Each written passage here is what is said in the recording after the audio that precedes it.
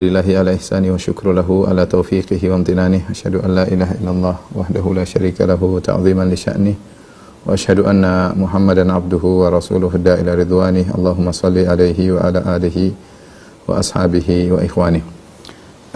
Rekan-rekan yang rahmatillah subhanahu wa ta'ala, pada kesempatan kali ini kita akan bahas tentang suatu ibadah yang sangat agung, ya, yaitu ibadah berkorban atau ibadah menyembelih. Dan ibadah inilah ibadah yang dikenal oleh seluruh umat, ya, dan juga bahkan bukan cuma umat-umat yang bertauhid, bahkan dilakukan juga oleh orang-orang musyrikin yang mereka juga mengorbankan 99 kepada Tuhan-Tuhan mereka. Allah Subhanahu wa taala menyebutkan tentang ibadah yang ini, kata Allah dalam surat Al-Hajj ayat 34, وَلِكُلِّ أُمَّةٍ جَعَلْنَا مَنْسَكًا لِيَذْكُرُوا اسْمَ اللَّهِ عَلَى مَا رَزَقَهُم مِّن بَهِيمَةِ الْأَنْعَامِ فَإِلَٰهُكُمْ إِلَٰهُ وَاحِدٌ. Kata Allah, dan bagi setiap umat kami syariatkan penyembelihan, ya, kurban, agar mereka mengingat nama Allah atas rezeki yang Allah karuniakan kepada mereka berupa hewan ternak. Maka Tuhanmu adalah Tuhan yang esa.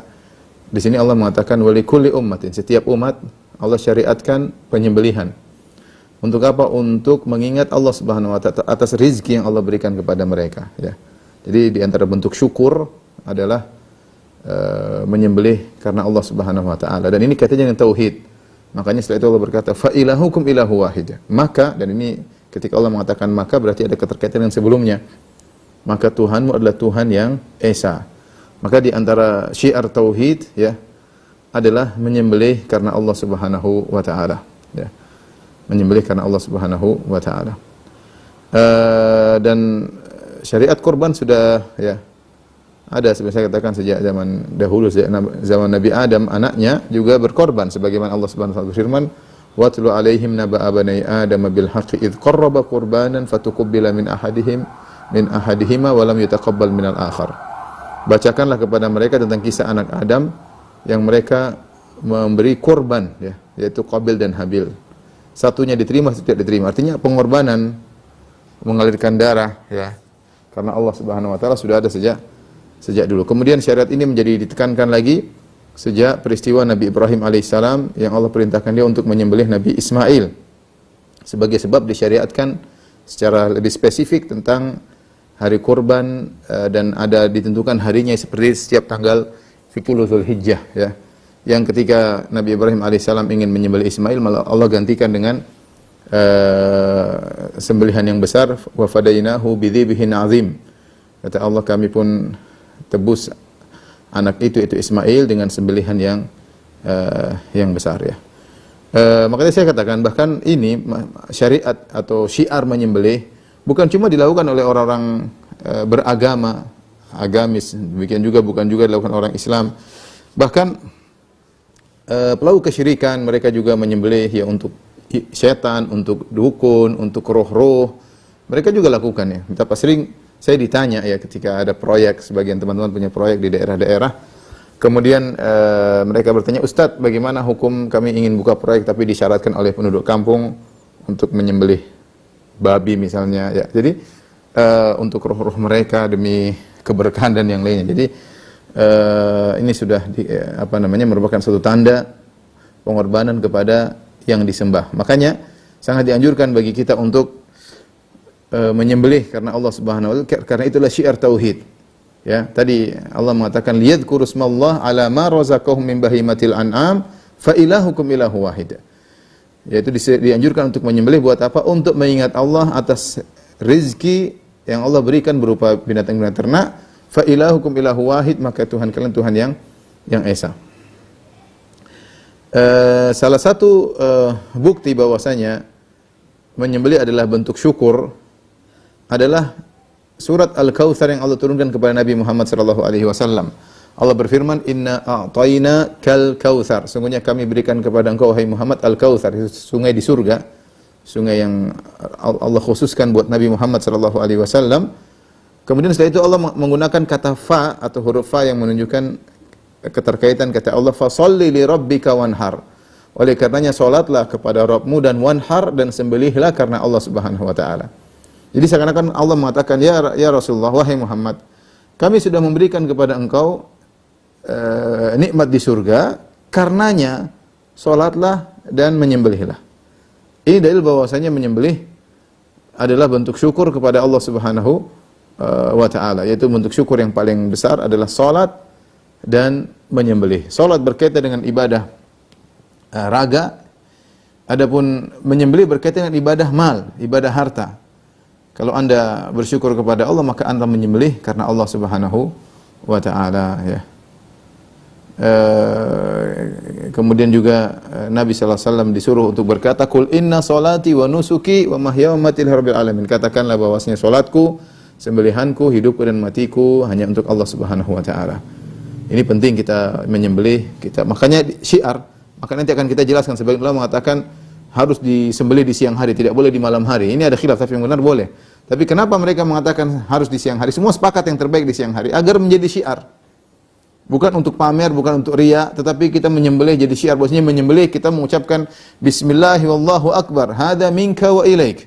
Ya Allah, ini darimu dan untukmu, ya, dan kepadamu, ya. Taqabbal minni, terimalah dariku. Jadi syiar menyembelih karena Allah Subhanahu wa taala. Apalagi kita tahu praktek-praktek kesyirikan tumbal yang harus diberikan kepada jin, kepada syaitan, kepada dukun, masih aja tetap berlaku, ya. Saya sendiri pernah lihat ketika ada orang yang bangun rumah, saya masih kecil, ya, kemudian potong ayam hitam 3 ekor, kemudian darahnya dituangkan di lokasi bangunan rumah. Kesyirikan. Maka kita tunjukkan bahwasanya penyembelihan hanya untuk Allah Subhanahu wa taala. Qul inna salati wa nusuki, katakanlah bahwa salatku dan sembelihanku hanya untuk Allah Subhanahu wa taala. Di antara keutamaan berkorban mengumpulkan 2 ibadah yang agung. Ibadah yang pertama adalah menyembelih, yaitu mengalirkan darah, dan ini adalah ibadah tersendiri, ya. Yang kedua adalah sebagian dari daging tersebut kita sedekahkan. Jadi ibadah utama dari berkorban bukanlah sedekah, bukan. Ibadah utama adalah Anda menyembelih hewan tersebut karena Allah Subhanahu wa taala. Makanya sebagian ulama mengatakan, ya, apalagi kalau hewan tersebut seorang beli, kemudian dia rawat di rumahnya, dia kasih makan, dan ini dilakukan oleh sebagian ulama, ya. Mereka beli masih agak kecil, kemudian mereka biarkan mereka kasih makan banyak-banyak. Untuk apa? Untuk diserahkan kepada Allah Subhanahu wa taala. Kemudian setelah itu mereka sembelih sendiri, ya. Ada perasaan kenikmatan, kepuasan, ya, ketika merawat hewan tersebut, kemudian sampai kemudian menjadi gemuk, kemudian dia sembelih sendiri. Itu kenikmatan tersendiri. Jadi ibadah yang utama dari korban adalah menyembelih hewan tersebut karena Allah. Artinya kita alirkan darah tersebut hanya kepada yang mengalirkan darah tersebut dalam hewan tersebut, yaitu hanya kepada Allah Subhanahu wa taala. Jadi tapi ibadahnya ada 2, ibadah menyembelih dan juga ibadah bersedekah. Allah Subhanahu wa taala berfirman, lan yanalallaha luhumuha wala dima'uha walakin yanaluhu taqwa minkum. Tidak akan sampai kepada Allah dagingnya dan juga tidak akan sampai darahnya, akan tapi yang sampai adalah ketakwaan dari kalian kepada Allah Subhanahu wa taala. Ini isyarat bahwasanya seorang meskipun menyembelih adalah syiar kita tunjukkan kepada masyarakat, tapi tetap harus bertakwa kepada Allah, harus ikhlas kepada Allah Subhanahu wa taala. Tidaklah kita menampakkan amalan menyembelih kecuali untuk syiar tauhid. Tapi hati kita ikhlas karena Allah Subhanahu, bukan bangga-banggaan punya sapi paling besar, punya sapi paling mahal misalnya. Sapi kamu kurus 500 kilo, sapi saya limosin 1 ton lebih. Bukan banggaan. Yang tidak, sapi tersebut tidak sampai kepada Allah. Darah yang kamu alirkan tidak akan sampai, daging yang kau sedekahkan tidak akan sampai, yang sampai ketakwaan. Lakukan itu semua dengan ketakwaan. Tapi di sini intinya menyembelih adalah ibadah khusus, makanya disebut dengan adzabhu, menyembelih, ya. Wa nusuki, yaitu menyembelih. Sedekah adalah ibadah yang mengikuti. Ibadah utama adalah menyembelih karena Allah Subhanahu wa ta'ala. Makanya dianjurkan orang yang membeli hewan kurban, dia sembelih sendiri. Kalau dia mampu, punya pengalaman, ya dia sembelih sendiri, ya. Ya mungkin latihan dulu dari nyembelih ayam, kemudian baru nyembelih kambing, ya, baru kemudian nyembelih sapi, kemudian nahar onta, ya. Tapi intinya kalau dia mampu dan dia memenuhi persyaratan, artinya pisaunya tajam dan dia mampu menyembelih, mahir dalam menyembelih, hendaknya dia yang melakukan. Jika dia tidak mampu, serahkan kepada ahlinya agar tidak menyakiti hewan yang disembelih. Karena ibadahnya adalah menyembelih, ibadah utama adalah menyembelih. Dan alhamdulillah ibadah yang tersebut nanti bisa seekor kambing atau 7 orang seekor sapi dan 7 orang seekor onta, insya Allah yang dimudahkan. Yang nggak punya uang nggak harus ya. Baik, kita akan bahas tentang hukum-hukum yang berkaitan dengan udhiyah agar kita ketahui, kita bisa menyembelih dengan benar ya. Ada beberapa jenis hewan yang yang disembelih untuk Allah Subhanahu wa taala. Ada disebut ad-dam yang sering kita dengar kalau musim haji ya. Ad-dam ya. Contohnya ada namanya ad-damul syukur, ada namanya damul jubran. Damul syukur yaitu hewan yang disembelih karena bersyukur kepada Allah. Para ulama mengatakan itu adalah dam haji tamattu dan juga dam haji kiran. Wajib bagi orang yang haji tamattu dan haji kiran untuk menyembelih kambing ya, untuk menyembelih kambing. Ada namanya dam jubran. Dam jubran adalah hewan yang disembelih karena melakukan pelanggaran, disebut juga fidyah. Ini semua sembelih karena Allah Subhanahu wa taala. Kemudian namanya juga sembelihan yang disebut al-aqiqah. Aqiqah juga adalah sembelihan karena Allah Subhanahu wa taala. Dan ada yang namanya al-udhiyah. Al-udhiyah yang apa namanya yang kita sedang bicarakan. Ada juga namanya al-hadyu. Al-hadyu adalah hewan yang diserahkan kapan saja, diserahkan untuk dikirim ke Ka'bah untuk disembelih di kota Mekah. Namun al-hadyu ini apa namanya yang hewan diserahkan ada al-qala'id yang digantung dengan tanda bahwasanya dia akan diserahkan kepada Allah Subhanahu wa taala. Sekarang sudah tidak dipraktekkan lagi.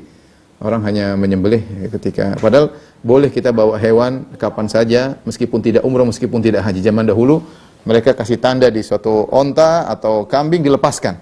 Ini kambing akan diserahkan ke Mekah, dikasih tanda khusus, semua orang yang lihat akan dibiarkan. Ini dulu ada di zaman dahulu, zaman Rasulullah SAW, bahkan ini sudah ada di zaman jahiliyah. Mereka menyembahkan untuk Allah Subhanahu wa taala, dilepaskan begitu saja. Sekarang sudah enggak ada.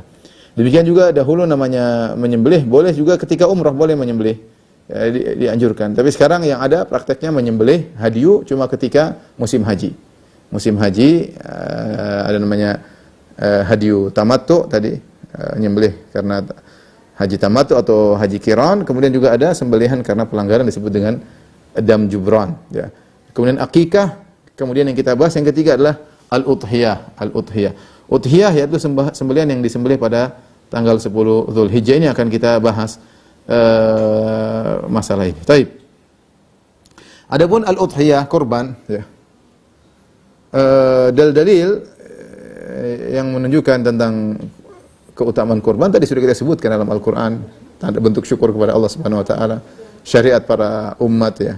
Sampai Nabi Ibrahim alaihissalam juga sebab syariat kurban adalah peristiwa Nabi Ibrahim yang ingin menyembelih anaknya Ismail dan praktek-praktek Nabi SAW setiap tahun berkorban ya. Ini dalilnya secara umum berdasarkan ayat-ayat dan hadis-hadis praktek para sahabat. Intinya di antara bentuk bersyukur kepada Allah adalah menyembelih. Adapun hadis secara khusus tentang barang siapa yang begini maka begini, hadisnya semua dhaif. Semuanya dhaif. Seperti ada hadis yang menyebutkan bahwasanya barang siapa yang menyembelih ya, maka fa innaha matayakum ala sirat. Maka 9 tersebut akan menjadi tunggangan kalian ketika melewati sirat di hari kiamat kelak. Hadisnya dhaif. Hadisnya dhaif jiddan, sangat lemah, tidak bisa dijadikan hujjah bahwasanya sembelih yang kita sembelih akan menjadi tunggangan kita pada hari kiamat kelak, khusus ketika melewati sirat. Ya, kalau gitu pilih onta yang paling gede, yang paling cepat lari atau pilih kambing yang paling besar, tapi ini hadisnya dhaif, tidak bisa dijadikan hujjah. Kemudian juga di antaranya hadis yang mengatakan bahwasanya barang siapa yang menyembelih maka setiap rambutnya akan mendatangkan pahala. Rambut dari hewan tersebut akan mendatangkan pahala. Ya, tetapi hadisnya juga dhaif. Oleh karenanya Ibnu Al-Arabi pernah berkata, "Laisa fi fadlil udhiyah haditsun sahih." Tidak ada hadis yang khusus yang sahih yang berbicara tentang keutamaan menyembelih. Tidak ada. Karena sudah masyhur amalan tersebut, amalan dari seluruh umat.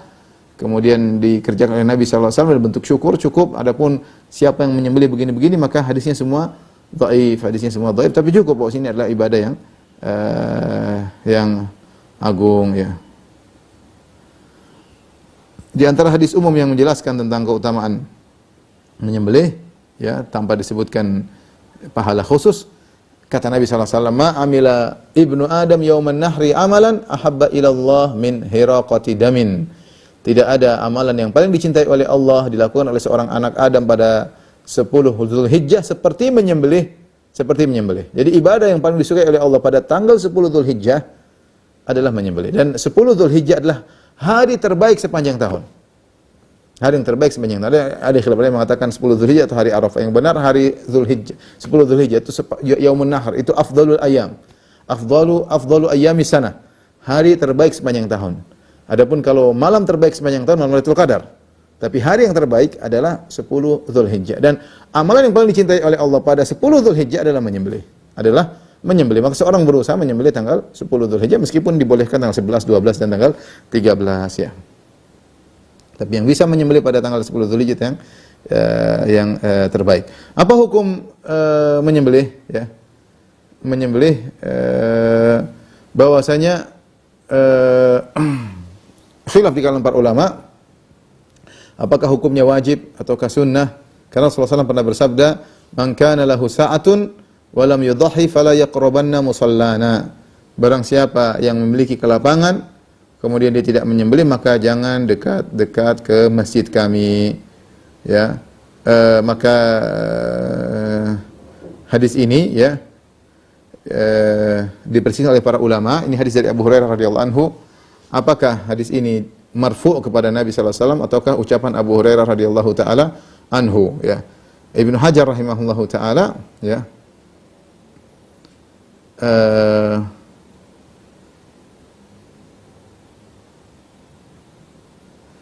Ibnu Hajar mengatakan bahwasanya hadis tersebut adalah hadis mauquf, perkataan Abu Hurairah. Abu Hurairah yang berkata, "Man kana lahu sa'ah falam yudhahi fala yaqrabanna musallana." Barang siapa yang memiliki kelapangan harta kemudian tidak menyembelih, maka jangan mendekati masjid kami ya. Jadi masalah menyembelih ada dua pendapat secara umum. Pertama mengatakan wajib, mereka mengatakan hadis jelas, tegas, yang tidak menyembelih jangan dekat masjid kami. Berarti ketegasan dari Nabi sallallahu alaihi wasallam. Pendapat yang kedua mengatakan sunnah muakkadah, bahwasanya menyembelih adalah sangat ditekankan, dan ini pendapat jumhur ulama. Pendapat mayoritas ulama, karena mereka mengatakan ini perkataan Abu Hurairah, bukan perkataan Nabi sallallahu alaihi wasallam. Dan juga didapati sebagian sahabat pernah tidak menyembelih. Seandainya wajib, maka mereka akan selalu menyembelih setiap tahun. Dan bahkan sebagian sahabat sengaja tidak menyembelih ya untuk menunjukkan bahwasanya hukum menyembelih tidak wajib. Tetapi sunnah muakkadah, sunnah yang sangat ditekankan. Sampai-sampai Abu Hurairah mengatakan barang siapa yang memiliki lapangan kemudian tidak melakukan, maka jangan dekat-dekat ke musala kami. Artinya dia mencela. Maka seorang diberi kelapangan harta, hendaknya dia menyembelih. Alhamdulillah bisa kambing. Kambing sekarang berapa? Mungkin 3 juta, 4 juta tergantung lokasi mana. Siapkan uang. Kalau niat insya Allah dimudahkan. Dimudahkan. Kalau bisa lagi sapi sendiri, kalau mau sendiri. Kalau enggak ya bertujuh, alhamdulillah ya.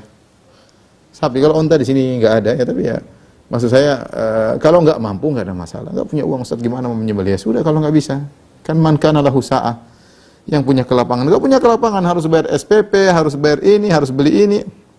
Enggak wajib. Ini kita bicara tentang orang-orang yang diberi kemudahan harta. Apalagi sekarang kita musim pandemi, kita ngapain aja? Kita udah punya harta, kita sedekahkan di jalan Allah Subhanahu wa taala. Apalagi di zaman sekarang lagi kesusahan, kemudian kita sembelih, mengumpulkan dua ibadah nyembelih, dagingnya kita bagi-bagi ke masyarakat, maka ini adalah ibadah yang sangat mulia, terutama di saat-saat seperti ini. Mau haji juga nggak bisa, biasanya mungkin tiap tahun ada sebagian yang haji, ya nggak bisa, ya udah kita sembelih karena Allah Subhanahu wa taala. Bahkan Rasulullah SAW begitu semangatnya menyembelih sampai ketika safar beliau tetap menyembelih. Kata Ibnu Abbas radhiyallahu anhuma, kunna ma Rasulullah sallallahu fi safarin fa hadara al-adha wa fasharakna fil baqari sab'ah. Ya. Kami bersama Nabi sallallahu alaihi wasallam dalam satu safar, kemudian tiba 10 Zulhijjah, hari Zulhijjah, 10 hari Nahar. Maka kami pun menyembelih seekor sapi buat 7 orang. Ini menunjukkan Rasulullah SAW berkorban dan para sahabat semangat berkorban ketika meskipun safar. Oleh safar zaman dulu butuh biaya, butuh ini, butuh bekal, tapi mereka niatkan untuk berkorban. Ini menunjukkan mereka bahwasanya adalah ibadah yang sangat diperhatikan oleh mereka. Taib, apa saja syarat-syarat al-udhiyah? Ya. Syarat-syarat al-udhiyah, ya,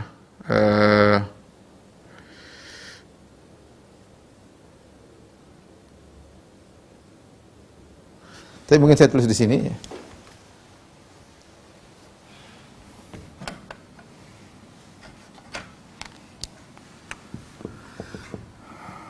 Syarat-syarat al-udhiyah.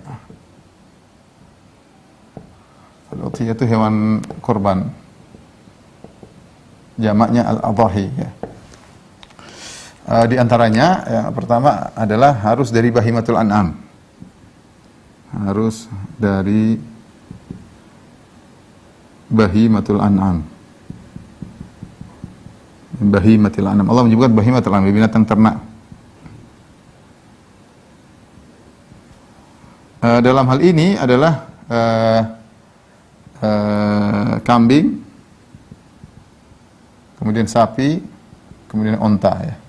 Adapun ayam, bebek, ya tentu tidak. Kuda, ya kuda meskipun lebih mahal daripada onta, tapi bukan untuk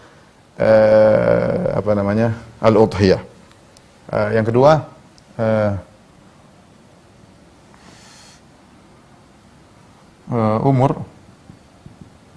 umur dari hewan-hewan tersebut. Onta minimal 5 tahun.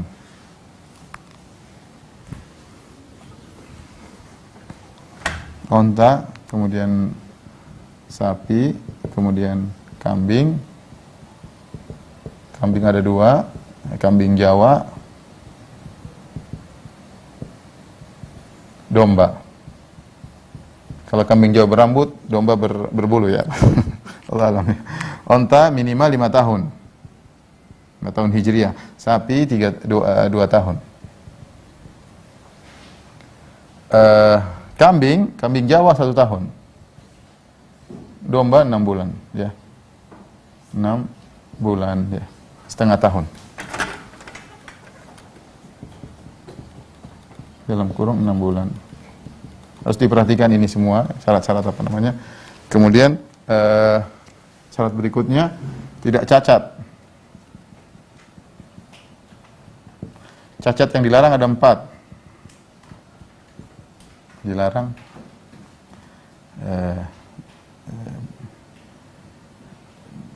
yang disepakati dilarang. Cacat ada 2 model ya, tidak cacat. Model cacat ada 2. Yang disepakati dilarang, ada yang diperselisihkan.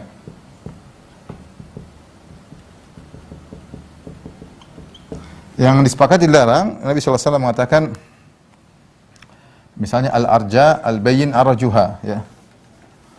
Yang jelas pincangnya.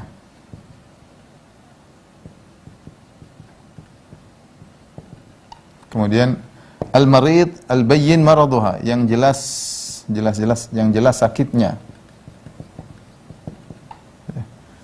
Kemudian al-ajfa, al-bayyin yang kurus ya. Di antaranya yang tulang sumsumnya kosong ya.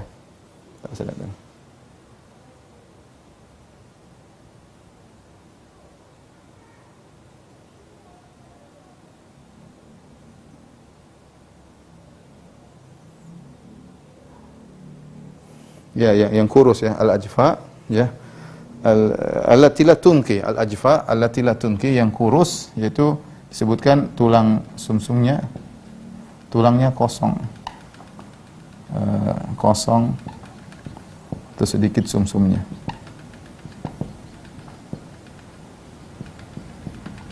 Allati la tunki, tidak kuat berdiri lama ya, tidak pandai cari makan karena dia sakit ya dan kurus. Kemudian al-aura, yang jelas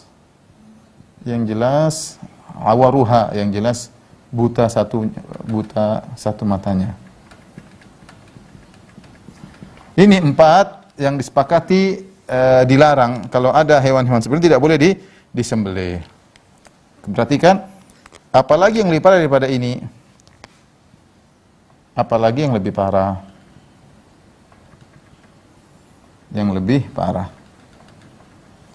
Yang lebih parah maksudnya bukan cuma mata satu, ya, dua-dua matanya buta, jelas tidak boleh. Yang jelas pincangnya, jangan pincang, dua kakinya hilang, lebih parah lagi, tidak boleh.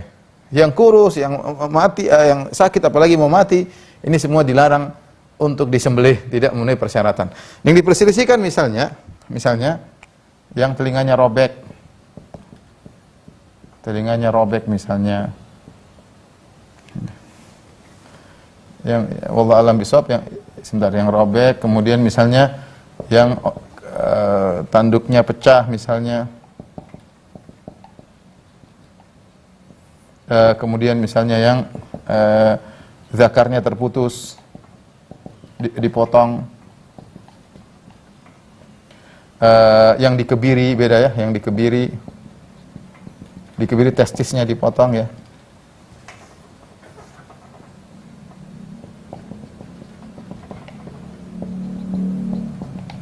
Contoh misalnya yang pantatnya nggak ada, pantat tepos kali, yang pantat tepos tidak ada pantatnya. Ini contoh seperti ini. Ini yang diperselisihkan. Wallahu alam bisawab. Saya lebih condong ini semua hukumnya boleh. Ada khilaf memang, meski makruh. Kecuali ini. Kalau ini sunnah ya. Yang ini sunnah. Sunnah, tidak makruh, bahkan dianjurkan. Yang dikebiri. Beda dengan yang majbub. Yang majbub yang zakarnya terpotong, itu ada yang mengatakan tidak boleh, ada yang mengatakan boleh, tapi intinya makruh, tidak sampai pada haram. Beda yang dikebiri. Kalau dikebiri itu justru membuat dagingnya lebih besar dan lebih gemuk, dan itu yang pernah dilakukan Nabi sallallahu alaihi wasallam menyembelih syataini, aqranaini, amlahaini, maujuataini. Nabi sallallahu alaihi wasallam pernah menyembelih 2 ekor kambing yang bertanduk, kemudian amlahaini yang warnanya kepalanya hitam, badannya putih, kemudian maujuataini yaitu dikebiri. Ini menunjukkan bahwasanya justru sunnah kalau ada hewan dikebiri, dan ini semua kenapa disepakati, dan ini tidak justru membuat daging semakin banyak. Demikian juga pantat yang tepos, ada yang mengatakan justru kalau pantatnya tepos dagingnya lebih fokus. Kalau kita perhatikan cacat-cacat ini semua berkaitan dengan mempengaruhi daging ya. Yang kalau pincang dia sulit makan, jadi terus juga cacat. Kalau sakit ya nggak bagus, masa mau disembelih untuk Allah Subhanahu wa taala. Yang kurus juga demikian, yang buta juga demikian, dia makannya nggak bisa bagus ya. Tapi ini rata-rata kembali dengan daging yang kurang. Nah, ini adalah kalau ada cacat seperti ini maka tidak boleh. Adapun yang ini maka ada khilaf di kalangan para ulama ya. Kemudian antara syarat-syarat udhiyah, waktu penyembelihan.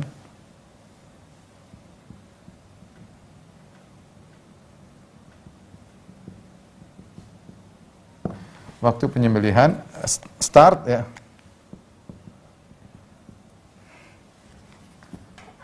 Startnya ya, awalnya dari 10 Dzulhijjah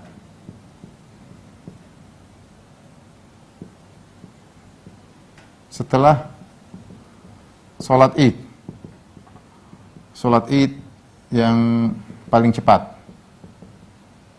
Artinya kalau di kampung kita ada orang sholat Id sampai 5, kalau salah satu di sana sudah selesai sudah boleh, meskipun di kampung dia belum. Di Jakarta ternyata atau di sinilah ternyata di Bekasi sudah enggak apa-apa, enggak ada masalah. Kita masih satu waktu, zonanya satu, ada yang duluan selesai sholat Id kita sudah boleh menyembelih, meskipun di tempat kita ternyata terlambat jam 8 baru sholat Id. Adapun akhir maka ada khilaf di kalangan ulama, ada khilaf. Ada yang mengatakan sampai tanggal 12, khilaf. Ada yang mengatakan hingga terakhir tanggal 12 Dzulhijjah. Dan yang benar sampai 13 Dzulhijjah sebelum matahari terbenam, sebelum maghrib. Kenapa? Karena Rasulullah mengatakan ayyamu tasyrik, ayyamu aklin wa syurbin wa dzikrillah. Hari-hari tasyrik adalah hari makan dan minum, dan berzikir kepada Allah. Dan makan ini maka dianjurkan untuk menyembelih pada hari tersebut. Hari-hari tasyrik. Hari tasyrik tanggal berapa? Tanggal 11, 12, 13. Sehingga dia mengikuti hukumnya seperti tanggal 10. Sebagaimana tanggal 10 boleh awal dari waktu menyembelih, berlaku 11, 12, 13. Jadi 4 hari kita menyembelih. 4 hari kita menyembelih, tapi hanya sampai matahari terbenam, karena kalau sudah matahari terbenam masuk tanggal 14. Masuk tanggal 14. Ini waktunya awal. Tidak boleh menyembelih tidak boleh menyembelih sebelum sholat Id. Barang siapa yang menyembelih sebelum sholat Id, maka Nabi SAW mengatakan syatuka syatu lahmin, bahwasanya dagingnya hanya daging sembelihan biasa, bukan daging korban. Dapat pahala itu bukan daging korban. Daging korban ada syaratnya. Daging korban ada syaratnya. Taib, berkaitan dengan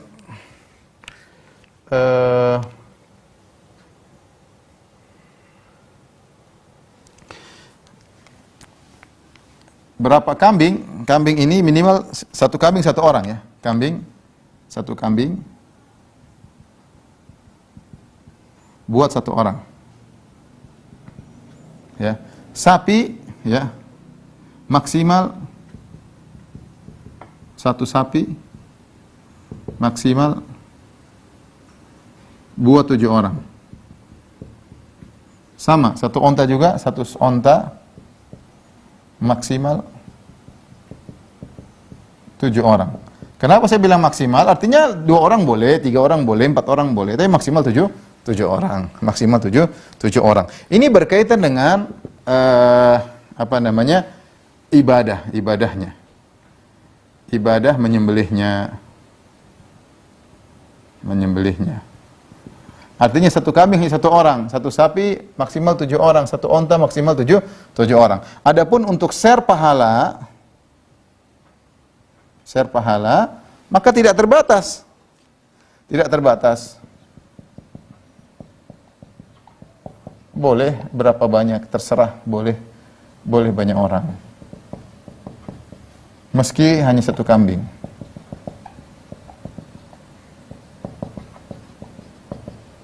Nabi pernah menyembelih 2 ekor kambing, kata Nabi SAW, "Hadza an ummati," ini untuk umatku. Maksudnya Nabi menyembelih pahala buat umatnya. Satunya lagi mengshare pahala buat umatnya. Yang satunya hadza ani wan ahli baiti, untukku dan untuk ahlul bait. Ahlul bait maksudnya yang Nabi yang yang masih hidup maupun sudah meninggal dunia. Para ulama menjelaskan beda antara kalau ibadah 1 kambing 1 orang. Maka di antara kesalahan ya, ketika seorang misalnya di sekolah bikin kumpul duit rame-rame, satu kelas misalnya 40 orang, misalnya kesalahan 40 orang 1 kambing. Ya tidak boleh 40 siswa untuk 1 kambing. Ini enggak boleh. Ini namanya cuma sedekah ya, tapi bukan nyembelih ada aturannya, 1 kambing 1 orang. 1 kambing 1 orang. 1 sapi maksimal 7, onta maksimal 7 orang. Adapun share pahala bebas. Saya nyembelih kambing, niat saya pahalanya untuk ini, terserah, enggak ada masalah. Kita berikan pada masih hidup yang sudah meninggal boleh. Ya, tapi kalau untuk nyembelihannya maka 1 kambing 1 orang ya. Ini kira-kira yang berkaitan dengan hukum-hukum udhiyah ya. Coba kita lihat lagi yang lain.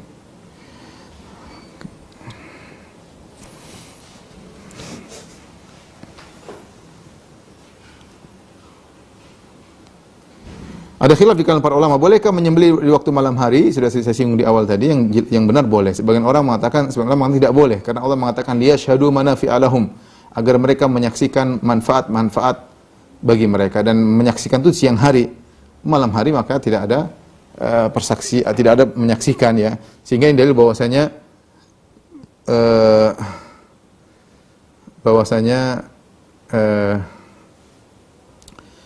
menyembelih adalah ibadah yang diperlihatkan, diperlihatkan di syiar, makanya di siang hari dianjurkan. Tapi sebenarnya malam hari juga boleh ya. Mereka mengatakan liyashhadu manafi'a lahum wa yadhkuru ismallahi fi ayyamin ma'lumat. Kata mereka agar mereka menyaksikan manfaat, kata Allah, agar mereka menyaksikan manfaat-manfaat dan mereka mengingat Allah fi ayyamin ma'lumat, pada hari-hari yang diketahui. Kata mereka Allah menggunakan lafal ayyam, hari-hari. Ini maksudnya siang. Yang benar bahwasanya ayyam di sini mencakup siang dan malam, mencakup siang dan malam. Oleh karenanya boleh menyembelih di malam hari kecuali tanggal 10 sudah dari ba'da salat Id, 10 malam boleh, tanggal 11 siang 11 malam boleh, 12 siang 12 malam boleh. Adapun tanggal 13 hanya boleh sampai sebelum maghrib, karena kalau sudah maghrib berarti sudah masuk tanggal 14. Mana yang lebih afdal dalam menyembelih? Satu kambing atau satu onta untuk satu orang? Satu kambing atau satu onta untuk satu orang ya. Yang jelas yang benar adalah satu onta untuk satu orang. Meskipun Nabi Shallallahu Alaihi Wasallam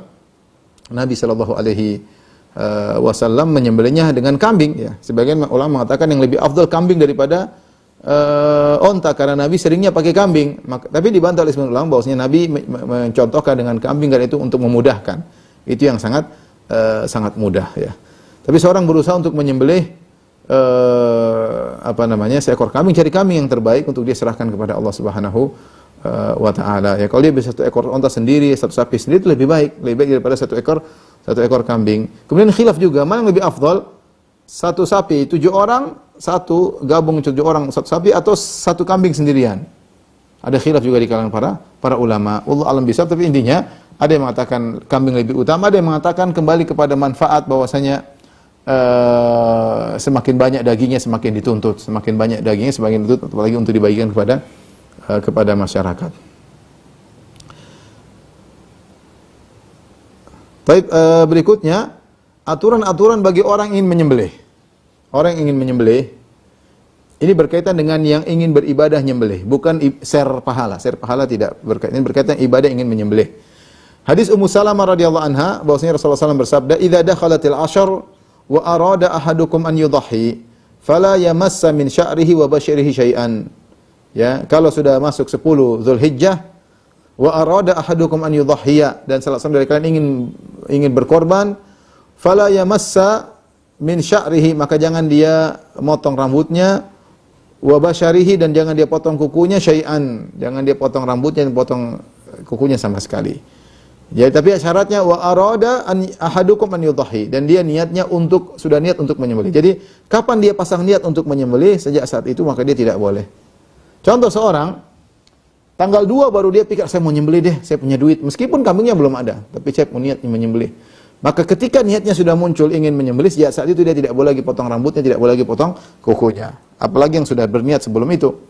Ya. Jadi kapan dia sudah niat dan dia ingin menyembelih, maka saat itu dia tidak boleh lagi cukur rambutnya, tidak boleh lagi potong kukunya. Namun ingat, ini hanya berlaku bagi ingin yang menyembelih. Misalnya saya di rumah, saya menyembelih kambing, satu kambing ya untuk saya pribadi, tapi pahalanya saya share untuk atas nama keluarga ya. Anak saya ada 5, istri, kemudian mereka semua tidak ya, yang tidak boleh potong rambut, cukur rambut, saya tidak boleh cukur rambut dan tidak boleh potong kuku saya. Adapun anak-anak dan istri tidak berlaku pada mereka ya. Misalnya seorang di rumah, dia tinggal dalam rumah itu, ternyata anaknya 20 misalnya, Masya Allah, istrinya ada misalnya 2 atau 3 dalam satu bangunan, dan semua ditinggal sama dia nyembelih satu ekor kambing, dia yang tidak boleh potong rambut, tidak boleh potong kuku. Adapun keluarganya dapat pahala, tapi tidak harus melakukan peraturan demikian ya.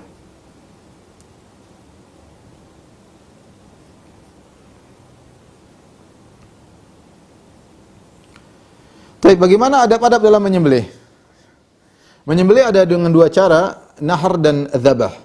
An-nahar itu berkaitan dengan unta, adapun selain unta yaitu kambing dan sapi adalah dengan dzabah ya. Adapun unta maka disembelih dalam kondisi berdiri, yaitu menghadapkan sisi bagian kanan unta atau organ disembelih diarahkan ke arah kiblat. Jadi unta berdiri dan dia bagian kanannya ke arah kiblat, sehingga ketika disembelih maka darahnya muncrat ke arah kiblat. Ya, dengan untanya berdiri kemudian di nahar agak di bawah dekat leher ya. Di bawah, bukan di kerongkongan ya, bukan di daerah kerongkongan. Dan ini untuk nahar, kemudian akan jatuh. Makanya Allah mengatakan fa idza wajabat junubuha. Ya, kata Allah, wal budana ja'alnaha lakum min sya'airillahi lakum fiha khair. Dan unta-unta itu kami jadikan untukmu sebagai syiar agama kalian. Fadhkuru smallahi alaihi, dan sebutlah nama Allah alaiha atas unta-unta tersebut, shawaf, ya, dalam kondisi berdiri, ya.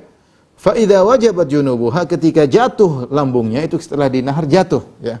Jatuh berarti dia disembelih dalam kondisi berdiri. Kita bisa lihat di YouTube bagaimana nahar onta.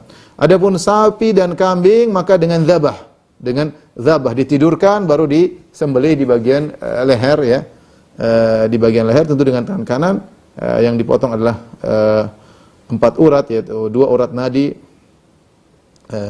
dan tenggorokan dan kerongkongan. Jadi harus kena semua, tapi jangan sampai lepas lehernya. Dipastikan urat-uratnya, ya, kemudian kerongkongannya, uratnya, yang tukang jagal tentu ngerti, ya, lebih ngerti di mana letak urat-urat tersebut, yaitu 2 urat nadi dan juga tenggorokan dan kerongkongan. Itu yang disembelih, tapi tidak sampai lepas kepala.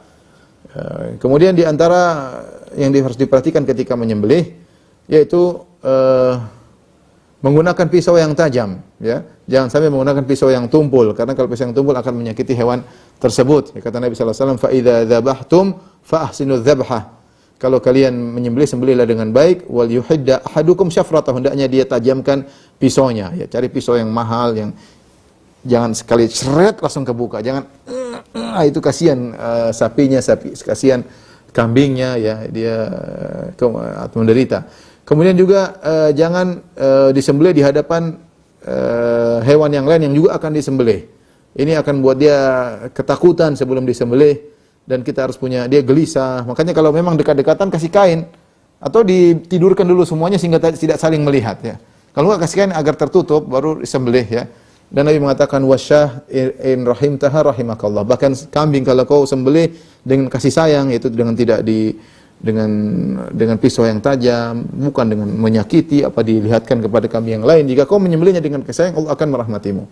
Jangan lupa mengucapkan bismillah, ya. Bismillah wallahu akbar. Allahumma minka walak, Allahumma taqabbal minni. Ya Allah, terimalah dariku, ya. Ya, jadi mengucapkan bismillah, Allahu akbar. Nah, ucapan bismillah ini Allah sebut fadhkuru smallahi 'alaiha. Sebutlah nama Allah. Hukumnya wajib. Kalau seorang sengaja tidak mengucapkan bismillah, maka sembelihannya tidak sah. Tapi kalau dia lupa ada khilaf. Tapi kalau dia sengaja tidak mengucapkan bismillah, maka jadi bangkai. Hukumnya haram. Ya, itu jadi bangkai karena tidak disebut nama Allah. Adapun kalau dia lupa, maka ada khilaf di kalangan para ulama sah atau tidak. Ini adapun ini menyembelih hewan kurban, ya. Adapun dagingnya pertama tidak boleh dijual, ya. Mau dagingnya mau kulitnya enggak boleh dijual. Konsekuensinya tidak boleh dijual, tidak boleh dijadikan upah untuk jagal, enggak boleh.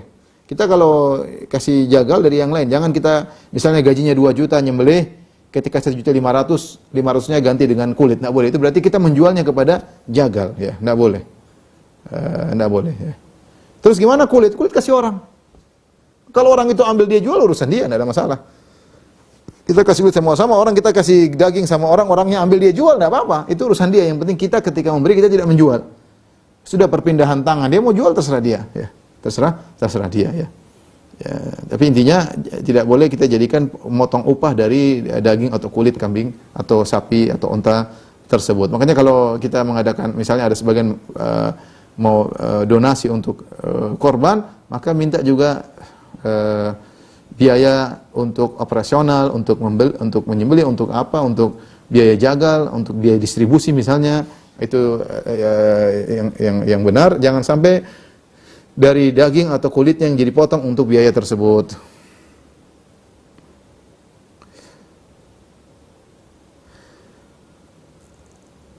Kemudian daging hendaknya dibagi 3. Ini penjelasan para ulama, karena Allah mengatakan wa atimul qani'a wal mu'tar, dan berikanlah makanan yang merasa cukup dengan apa yang dengan apa yang ada padanya, dan orang yang minta-minta, ya. Berikan kepada orang yang tidak minta dan orang yang minta-minta, ya. Wa atimu minha wa atimul ba'isal faqir fakulu minha wa atimul ba'isal faqir. Demikian Allah berfirman, makanlah dari daging tersebut dan berikanlah kepada orang yang miskin dan fakir. Ini ayat sebenarnya berkaitan dengan dengan hadi, tapi hukumnya mirip dengan udhiyah. Maka dianjurkan dibagi 3. Ini yang terbaik ya. Sepertiga disedekahkan ya. Ini ada khilaf, ada yang mengatakan wajib, ada yang mengatakan sunnah. Sepertiga.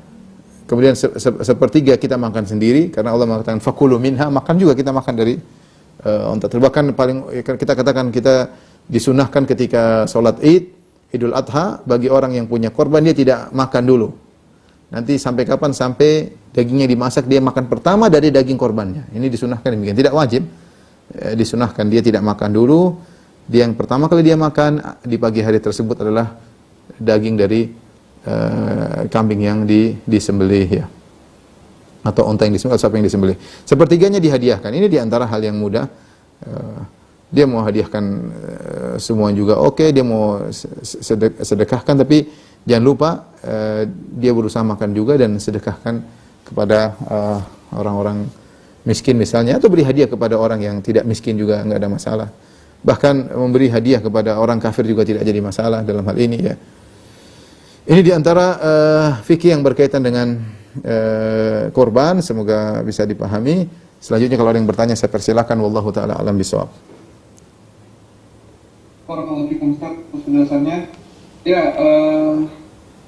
ini kayaknya alhamdulillah banyak yang masuk ya, jadi saya coba bacakan satu-satu.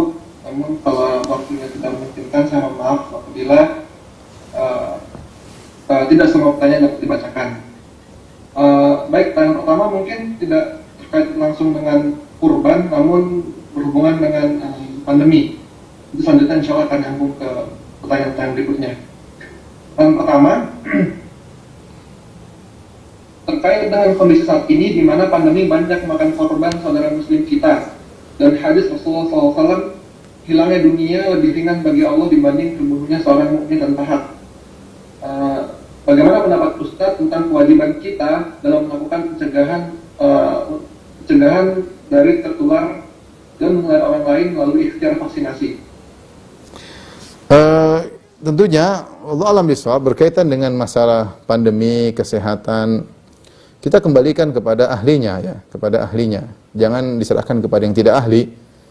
Nabi SAW mengatakan, idza wussida al-amru ila ghairi ahlihi fantadhir sa'ah. Kalau perkara diserahkan kepada yang bukan ahlinya, maka tunggu hari kiamat. Maka di antara hal yang tercela adalah menyerahkan perkara bukan kepada yang ahlinya. Tentunya tidak ada khilaf bahwa yang ahli dalam hal ini adalah para medis ya. Entah mereka berijtihad, mereka berusaha, tapi saya rasa mereka berusaha ya. Mereka berusaha untuk mencari yang terbaik. Daripada kita, saya ustadz ngomong kesehatan kan diketawain orang ya. Bukan bidang saya ya. Bukan bidang saya, cuma mungkin bahas halal atau haram seperti itu ya. Vaksin bagaimana hukumnya, boleh atau tidak secara tinjauan syariat. Tapi kalau masalah kesehatan serahkan kepada ahlinya, kepada dokter. Tentunya kita tahu bahwa ini salah satu bentuk ikhtiar. Bukan berarti kalau orang sudah divaksin kemudian pasti selamat, tidak ya. Banyak teman-teman saya yang sudah divaksin juga masih kena, tapi di antara mereka kebanyakannya kondisinya lebih baik. Lebih baik artinya lebih ringan gejala yang mereka rasakan ya. Meskipun ada juga yang meninggal, meskipun setelah divaksin 2 kali kena tetap juga meninggal dunia. Dan ini semua membuat kita semakin ikhtiar dan tawakal kita kepada Allah. Karena kalau kita rasa sudah divaksin aman, terkadang kita lupa tawakal kepada Allah. Jadi gabungkan antara ikhtiar dengan tawakal kepada Allah. Vaksin saya rasa itu baik ya, secara kesehatan baik, sebagaimana anjuran para dokter ya, divaksin ya. Kemudian serahkan urusan kepada Allah Subhanahu wa taala, berikhtiar berusaha untuk menghindari kerumunan ya. Apalagi kita gelombang kedua ini sungguh luar biasa, lebih berat daripada gelombang yang pertama. Kalau dulu saya dengar dari jauh, sekarang tetangga saya rumah udah kena. Ya enggak jauh-jauh, tetangga saya, teman saya, teman sholat bareng juga kena ya. Dan macam-macam, ini sudah sangat dekat ya. Tapi tadi tetap serahkan urusan kepada Allah, tetap dengan ikhtiar. Kalau ada obat yang dianjurkan misalnya ya, jaga-jaga boleh kita simpan ya. Kemudian yang penting hati tenang, serahkan kepada Allah. Karena kalau seorang ketakutan berlebihan, maka sebagaimana kata dokter, maka imun dia tidak semakin jatuh, semakin dia akan semakin parah. Jadi tetap harus menggabungkan antara tawakal kepada Allah dengan ikhtiar. Dan kita tahu para ulama yang saya kenal maupun saya tidak kenal di Saudi, mereka juga vaksin. Guru-guru saya juga divaksin, ya, menunjukkan bahwasanya mereka tahu itu adalah ikhtiar. Kita sekarang kalau misalnya apa hukum rokok, ya, nggak mungkin Ustadz bilang hukumnya haram. Kenapa Ustadz bilang hukumnya haram? Karena Ustadz dapat informasi dari dokter. Ini masalah kesehatan. Kesehatan serahkan kepada pakarnya, ya. Jangan seorang yang bukan pakarnya bicara, ya. Ya. Wallahu a'lam bishawab. Baik, selanjutnya ini pertanyaannya kurang lebih satu tema ya, terkait kurban jarak jauh. Jadi baik kurban online atau mungkin kurban di kampung karena khawatir tertular COVID, dan hukum kurban namun tidak melihat langsung penyembelihannya. Tidak, itu namanya kurban dengan taukil, dengan mewakilkan, ya. Tidak jadi masalah. Saya katakan tadi yang terbaik seorang bisa menyembelih langsung. Kalau dia tidak bisa menyembelih langsung, dia hadiri langsung. Dia lihat proses ibadah tersebut, karena menyembelih itu apa namanya, ibadah. Kita melihat itu kambing kita yang kita beli, ya. Kita nabung-nabung nih. Beli itu disembelih karena Allah Subhanahu wa taala. Ada beda rasanya kita lihat langsung, ya. Lihat langsung. Paling tidak kalau enggak ya video call dari jauh nih, lihat yang dipotong. Kalau tidak mungkin laporannya ada atau gimana, terserah. Jadi maksudnya kalau bisa melihat langsung itu yang terbaik. Kalau enggak ada masalah. Tidak lihat juga tidak jadi masalah. Yang penting kita sudah wakilkan kepada orang yang kita percayai, ya. Karena sekarang situasi tidak semudah yang kita bayangkan. Tidak jadi masalah, ya. Yang penting kambingnya ada sesuai dengan persyaratan, yang nyembelih tahu aturannya. Ketika nyembelih bilang bismillahi, Allahu akbar. Wallahu a'lam bishawab. Baik, dan selanjutnya saya punya tabungan dan berniat ingin berkurban. Namun kata keluarga saya nanti saja kurbannya karena masih ada anak yang belum diakikahi. Mana yang lebih utama, Ustaz? Mana yang didahulukan, apakah akikah atau kurban? Ada khilaf di kalangan para ulama, apakah korban dan akikah bisa digabungkan dengan satu niat? Imam Ahmad berfatwa boleh, ya, nggak ada masalah. Sepertinya beliau memandang bahwasanya yang penting ada penyembelihan pada tanggal 10. Ada tinggal 10. Apakah niatnya untuk akikah atau yang lain? Yang penting ada penyembelihan tanggal 10. Sebenarnya mengatakan tidak bisa digabungkan karena masing-masing punya tujuan tersendiri. Akikah adalah untuk membayar gadai anak yang lahir. Korban adalah untuk tanggal 10. Sehingga sebenarnya mengatakan tidak bisa digabungkan. Tapi fatwa Imam Ahmad boleh. Dia punya cara pandangan sendiri. Dia mengatakan bahwasanya tadi wallahu alam dua-duanya boleh digabungkan. Karena satu untuk menggadai membayar gadaian anak tersebut, kullu gulamin murtahanun, setiap anak tergadaikan, ya, bi aqiqatihi, dengan sembelihannya. Dan kalau kita sembelih tanggal 10 pas, enggak ada masalah. Sehingga tanggal 10 tersebut sudah bisa untuk mewakili dua-duanya, ya. Tapi kalau dia pingin masing-masing, ya yang terdekat apa sekarang? Terdekat akikah, ya sudah akikah aja dulu, ya. Akikah aja dulu karena misalnya tanggal. Tapi kalau memang sudah terlanjur terlambat, sudah lama nggak bisa, ya sudah, enggak apa dipasin tanggal 10 juga tidak jadi masalah, ya. Tapi kalau misalnya ini sudah hari ke-7 sang anak, ya udah nggak usah tunda-tunda. Saya rasa kebaikan nggak usah ditunda. Sudah sembelih aja buat sang anak. Nanti tanggal 10 Dzulhijjah lihat. Kalau rezeki kita bikin, kalau enggak. Tapi kalau tadi misalnya sang anak sudah setahun lalu nggak diakikah, itu lain lagi. Ya udah sekalian aja disembelih tanggal 10 dengan niatkan akikah sekaligus Idul Kurban sebagaimana fatwa Imam Ahmad rahimahullahu taala. Tapi kalau sekarang sudah tanggal hari ke-7 dan mau nyembelih sekarang, ya nyembelih aja buat anak. Nanti tanggal 10 lihat aja sendiri, semoga Allah memberi kemudahan. Wallahu a'lam bishawab. Baik, barakallahu fiik, Ustaz. Yang selanjutnya terkait pembagian daging kurban, untuk yang berkurban, apakah harus dari hewan kurbannya sendiri? Jadi misal dia kurban di masjid, tapi pas dibagi sama masjidnya takutnya bukan punya dia sendiri untuk hewan kurbannya. Maksudnya gimana?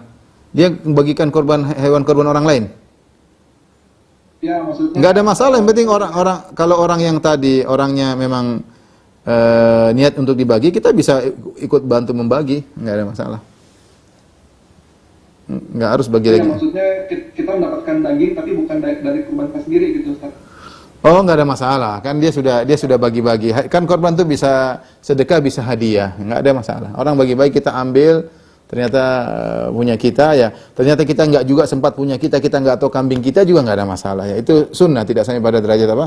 Wajib. Dianjurkan kita makan kita punya agar kita tahu ini daging hewan. Kalau nggak bisa ya sudah kita sedekahkan buat semuanya juga nggak ada masalah ya. Tapi dianjurkan kita makan dari kambing kita yang kita sembelih. Wallahu a'lam bishawab. Baik, selanjutnya bagaimana hukum berkurban dengan mencicil atau berhutang dan cicilannya baru lunas setelah kurbannya disembelih? Cicilannya baru lunas ketika tidak ada masalah ya. Kalau dia bisa mencicil dan dia kumpulkan uang ya, artinya dia berhutang dan begitu selesai mungkin dalam waktu sehari dua hari dia bisa lunasi, nggak ada masalah. Jadi maksud saya, ini nyembelih itu bagi yang punya kelapangan. Tapi kalau seorang kebetulan dia tidak punya duit, tapi dia perkirakan nanti setelah tanggal 10 Dzulhijjah, tinggal insya Allah tanggal 15 Dzulhijjah gajian, nggak ada masalah. Insya Allah itu ringan. Ya. Jangan sampai nanti kapan kamu bayarnya, wallahu alam. Itu jangan, nggak usah nyembelih. Ngapain? Namun berarti nggak mampu. Tapi kalau nggak, saya gajian kok tanggal 15 Dzulhijjah, saya gaji sudah ada 20 juta, gampang. Sekarang saya nggak ada uang. Nggak apa-apa, nggak ada masalah. Tinggal nanti dipotong. Artinya itu suatu hal yang mungkin untuk segera kita bayar, kebetulan saja. Karena masalah menyembelih ini ibadah yang ada waktunya terbatas ya. Ibadah yang waktunya terbatas ya. Tidak bisa kita tunda sampai tanggal 15 karena paling terakhir cuma tanggal 10 sampai tanggal 13. Itu baru menyembelih. Wallahu a'lam bishawab. Baik, selanjutnya mungkin terkait dengan hutang tadi. Jadi ini posisinya apakah kita yang meminjamkan uang tersebut dapat keutamaan apabila meminjamkan uang untuk kurban? Nah, kita dapat pahala meminjamkan uang, bukan pahala berkorban ya. Dapat pahala meminjamkan uang, meminjamkan uang. Tapi tadi saya sarankan kalau memang itu berat jangan dipaksa. Man wajadalahu man kana lahu sa'ah atau man wajadalahu sa'ah, siapa yang mendapati kelapangan. Jangan maksa untuk berutang sehingga akhirnya tertunda-tunda setelah kambing dipotong kemudian ditagi-tagi sampai setahun ini. Enggak, bukan begitu. Ya, jangan. Ini berarti dia tidak memiliki lapangan, enggak perlu merepotkan. Ngapain kita menyusahkan diri kita pada kesulitan. Lain halnya saya bilang tadi, dia tanggal 10 enggak punya duit, tapi dia bilang tanggal 15, 16, 1 minggu lagi saya gajian. Oh, itu oke lah. Enggak ada masalah, itu langsung bayar, ringan bagi dia. Tapi kalau ternyata dia ngutang kemudian nunda-nunda, ini saya tidak anjurkan, tidak boleh, bahkan karena ini bagi orang yang memiliki kelapangan. Nah, kita yang meminjamkan uang untuk dia nyembelih kambing, maka dapat pahala meminjamkan uang kepada saudara. Dan as-salaf yajri majra syatri sadaqah, bahwasanya meminjamkan uang pahalanya seperti setengah sedekah. Kalau kita pinjamkan 5 juta seakan-akan kita bersedekah 2,5 juta. Wallahu a'lam bishawab. Baik, dan selanjutnya terkait tidak memotong rambut untuk yang ingin berkurban. Jika kita berniat kurban, namun yang menyembelih itu panitia masjid atau panitia kurban, apakah tetap tidak boleh cukur rambut? Iya, jadi bukan tukang jagalnya ya, berkaitan dengan kitanya yang punya kambing, bukan tukang jagalnya. Ya, kita tukang jagalnya potong rambut, gara potong kuku bebas-bebas saja. Bukan tukang jagalnya ya, kitanya. Terus? Nah, terkait niat tersebut, kalau misalnya dia niat sudah dari bulan ini, berlakunya mulai tanggal malam 1 Dzulhijjah. Saya lupa tadi, tidak boleh motong mulai sejak tanggal 10 masuk, tadi kan idza dakhalatil asyar, jika sudah masuk 10 Dzulhijjah. Jadi maksudnya sejak malam 1 Dzulhijjah. Jadi misalnya besok tanggal 1 Dzulhijjah, malamnya ada tunggu pengumuman hilal. Oh, hilal terlihat, berarti besok sejak malam itu sudah tidak boleh lagi malam tersebut ya. Makanya kalau sudah tanggal 29 Dzulqa'dah, potong-potong kuku lah. Karena bisa jadi malamnya malam 1 Dzulhijjah ya. Potong kuku, cukur rambut ya, seperti itu. Kemudian nanti kita tunggu sampai tanggal 10 Dzulhijjah ya. Ketika hewan kita sudah disembelih, baru kita potong rambut, baru kita potong kuku.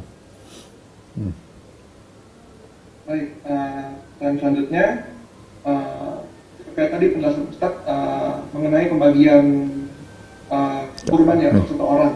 Nah, ini ada yang nanya nih Ustaz, apa dalilnya satu orang satu? Soalnya saya pernah ke kajian sunnah yang lain dan beliau menjelaskan bahwa ada hadis Nabi yang menyebutkan Nabi menyembelih 2 kambing yang gemuk, 1 kambing untukku dan 1 untuk keluargaku. Berarti bagaimana Ustaz tanggapannya? Nabi mengatakan 1 untukku dan umatku. Itu maksudnya share pahala, bukan maksudnya 1 berarti satu boleh 1000 orang. Para sahabat juga dalam buku fikih banyak sekali. Makanya kami satu sapi 7 orang. Tidak ada 1 sapi 8 orang. Ya, 1 sapi tidak ada 8 orang. Ini sudah jelas dalam buku-buku fikih ada. Kita memahami perbuatan Nabi sallallahu alaihi wasallam dengan penjelasan para ulama ya. Berarti kalau begitu ya sudah 1 kambing buat 1000 orang boleh. Umat Nabi berapa? 1 untuk dan umatku. Umatnya miliaran. 1 miliar buat 1 kambing misalnya, enggak begitu. Itu pahala oke lah. Itu pahala, berkaitan pahala, bukan ibadah sembelihnya, ya. Jadi 1 kambing buat 1 orang, adapun sapi buat 7 orang, onta maksimal 7 orang. Tanya saja kepada ustaz tersebut, Ustaz itu mazhab mana atau fikih ulama siapa gitu aja ya. Nah, kalau memang ada pendapat ya enggak ada masalah, kalau benar itu adalah khilaf yang muktabar, ada pendapat dari mazhab Syafi'i kah, mazhab apa. Nah, tapi kalau ternyata itu dipahami sendiri agak repot ya. Jadi maksudnya saya yang saya pahami dari buku-buku fikih dipahami bahwasanya 1 kambing buat 1 orang. Ini dalam masalah menyembelih. Adapun share pahala bebas. Ya. Nah, coba ditanya saja. Allah alam bisawab. Baik, selanjutnya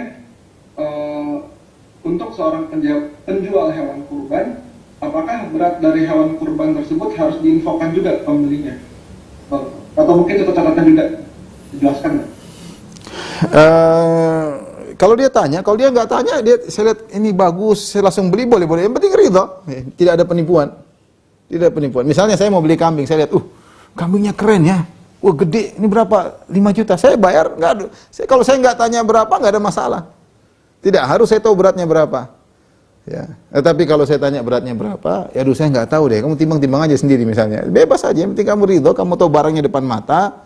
Kalau ada info yang berkaitan dengan keburukan kambing ini, harus kasih tahu. Itu namanya pedagang yang jujur. Oh kambing ini kelihatannya besar aja, tapi ternyata dalamnya kurus misalnya. Itu info harus dikasih tahu seperti itu.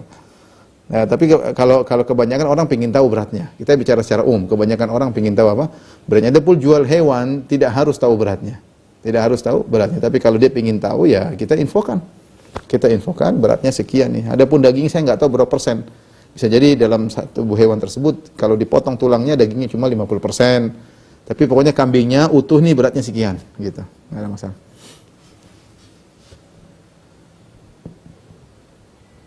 Baik, mungkin waktunya tinggal 2 pertanyaan terakhir ya. Ustaz mungkin tadi perlu penjelasan lagi, yang dilarang potong rambut itu apakah termasuk rambut-rambut lainnya, kumis, rambut ketiak? Iya, semuanya ya.